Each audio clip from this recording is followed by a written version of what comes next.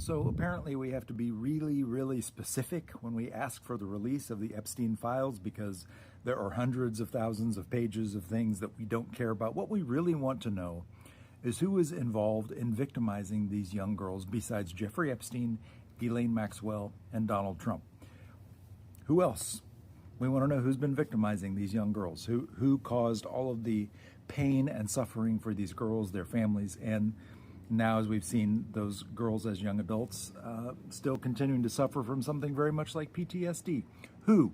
That's what we care about. We don't want the other 33,000 pages they released yesterday that have nothing to do with any of that, and it was all things that were common knowledge. Thanks very much. Nice try. Let's not lose sight. The victims deserve better. Meanwhile, do we know why we pay federal taxes? There's a reason. It's not just so government people can have jobs. It's actually so that the government will function, doing things like making sure our health care is overseen, making sure that products are safe, making sure that we have things like Social Security, Medicaid, Medicare, making sure the Centers for Disease Control is alerting us, making sure the National Weather Service is giving us forewarning of massive weather events.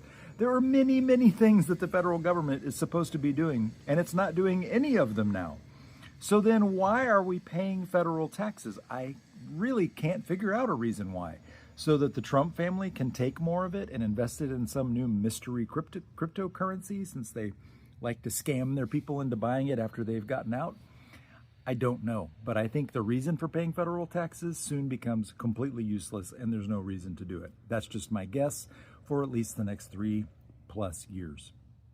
Meanwhile, speaking of diseases spreading, we have the measles spreading here in Texas because some anti-vaxxers had the brilliant idea that measles was was it a conspiracy? I don't know.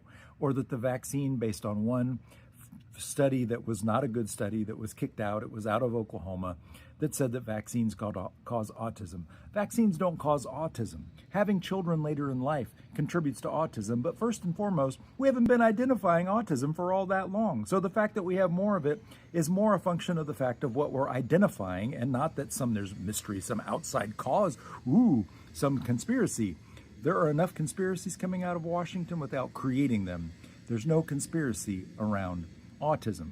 There is a conspiracy to make America sick again by undoing the years of research and mandates that have come from allowing companies to introduce vaccines, evaluating them, and then mandating them. Florida is the first state, they will not be the last, I'm sure Texas will be second, to no longer allow mandates for vaccines. I'm not talking about a COVID vaccine. I'm talking about measles, mumps, all those things. When you're a kid, when you're a baby, a child, you get vaccinated against desperate diseases that debilitated and killed people for hundreds of years before they were developed. Let's just go back to horse and buggy days, right? Where people didn't live much past 45. Sounds really smart to me. Meanwhile, the White House window, I mentioned this in my video yesterday, the White House video thing, which Trump suggested was AI, actually had been confirmed by the White House. They said that, yes, there was just some routine maintenance and cleaning going on in the East Wing where the First Lady and the family lives. It looked to me like Melania was trying to escape a bag, some like linen or something, like she was trying to create a rope like Rapunzel to get the hell out of the White Tower. I don't know. Maybe we'll find out more.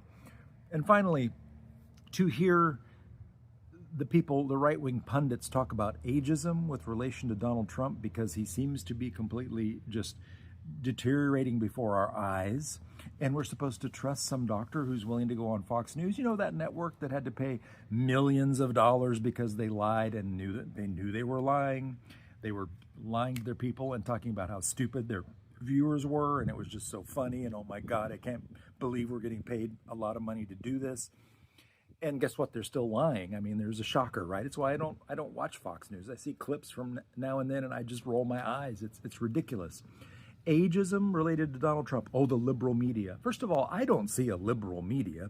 You have to find any kind of liberal sentiment in the media on podcasts because the media is kowtowing just as fast as they can, the corporations that own the media, to Trump, to the MAGA movement, to the regime. So no, I don't believe there's a liberal bias in the media. What I do believe is every time Joe Biden sneezed in public. Oh my God, it's clearly the end of the world. He's just unfit. Oh my God, he's just too old. Trump is actually decaying. His ankles are swollen. His face there's something wrong with his face. He's got his hands, like all these physical ailments, and he's appearing less in public over the last week. And we're supposed to believe some doctor, like those guys that are on the commercial. Hi, I'm a doctor and I'm telling you to take this drug. Well, I don't know if you're a doctor, but I know why you're telling me to take this drug. You're being paid to tell me to take it.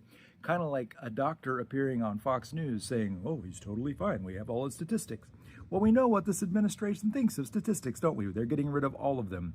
And that's about to come to roost in our money system, in the way that our economy operates, and the way that the rest of the world is willing to invest in America. But that's a video for another day. As always, my name's Bill. I'm a college professor in Dallas, Texas, and thanks for watching.